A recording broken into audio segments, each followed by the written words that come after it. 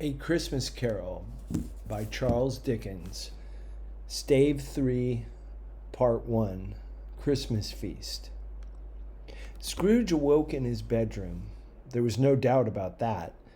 But it and his own adjoining sitting room, into which he shuffled in his slippers, attracted by a great light there, had undergone a surprising transformation. The walls and ceiling were so hung with living green that it looked a perfect grove. The leaves of holly, mistletoe, and ivy reflected back the light as if many little mirrors had been scattered there. And such a mighty blaze went roaring up the chimney as that petrification of a hearth had ever known in Scrooge's time, or Marley's, or for many and many a winter season gone. Heaped upon the floor to form a kind of throne were turkeys, geese, game, brawn, great joints of meat, sucking pigs, long wreaths of sausages, mince pies, plum puddings, barrels of oysters, red-hot chestnuts, cherry-cheeked apples, juicy oranges, luscious pears, immense twelfth cakes, and great bowls of punch. In easy state upon this couch there sat a giant, glorious to see, who bore a glowing torch, in shape not unlike Plenty's horn, and who raised it high to shed its light on Scrooge as he came peeping round the door. Come in, and know me better, man. I am the ghost of Christmas present. Look upon me. You have never seen the like of me before. Spirit, conduct me where you will. I went forth last night on compulsion, and I learnt a lesson which is working now. Tonight, if you have aught to teach me, let me profit by it. Touch my robe. Scrooge did as he was told, and held it fast. The room and its contents all vanished instantly, and they stood in the city streets upon a snowy Christmas morning. Scrooge and the ghost passed on, invisible, straight to Scrooge's clerks. And on the threshold of the door the spirit smiled, and stopped to bless Bob Cratchit's dwelling with the sprinklings of his torch.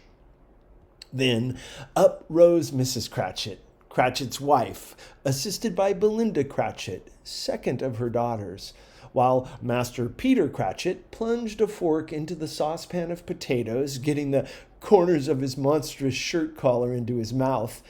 And now 2 smaller Cratchits, boy and girl, came tearing in, screaming that outside the baker's they had smelt the goose and known it for their own. These young Cratchits danced about the table and exalted Master Peter Cratchit to the skies. "What has ever got your precious father, then?" said Mrs. Cratchit. "And your brother, Tiny Tim, and Martha warn't as late last Christmas Day by half an hour." "Here's Martha, mother," said a girl, appearing as she spoke.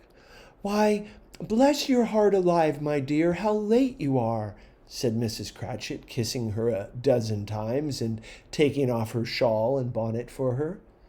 "We'd a deal of work to finish up last night," replied the girl, "and had to clear away this morning, mother." "Well, never mind so long as you are come," said Mrs. Cratchit. "Sit ye down before the fire, my dear, and have a warm, Lord bless ye." "No, no, there's father coming," cried the 2 young Cratchits, who were everywhere at once. "Hide, Martha, hide!" So Martha hid herself, and in came little Bob, the father, and Tiny Tim upon his shoulder. Alas for Tiny Tim! He bore a little crutch, and had his limbs supported by an iron frame. "Why, where's our Martha?" cried Bob Cratchit, looking round. "Not coming," said Mrs. Cratchit. Not coming?" said Bob, with a sudden declination of his high spirits. "Not coming upon Christmas Day?" Martha didn't like to see him disappointed, if it were only in joke, so she came out prematurely from behind the closet door and ran into his arms while the two young Cratchits hustled Tiny Tim and bore him off to the wash-house. "And how did little Tim behave?" asked Mrs. Cratchit, when she had rallied Bob on his credulity and Bob had hugged his daughter to his heart's content. "As good as gold," said Bob, "and better. Somehow he gets thoughtful, sitting by himself so much, and thinks the strangest things you ever heard. He told me, coming home, that he hoped the people saw him in church, because he was a cripple, and it might be pleasant to them to remember, upon Christmas Day, who made lame beggars walk and blind men see." Bob's voice was tremulous when he told them this, and trembled more when he said that Tiny Tim was growing strong and hearty. Mrs. Cratchit made the gravy hissing hot. Master Peter mashed the potatoes with incredible vigor. Miss Belinda sweetened up the applesauce. Martha dusted the hot plates. Bob took Tiny Tim beside him in a tiny corner at the table. The two young Cratchits set chairs for everybody, not forgetting themselves.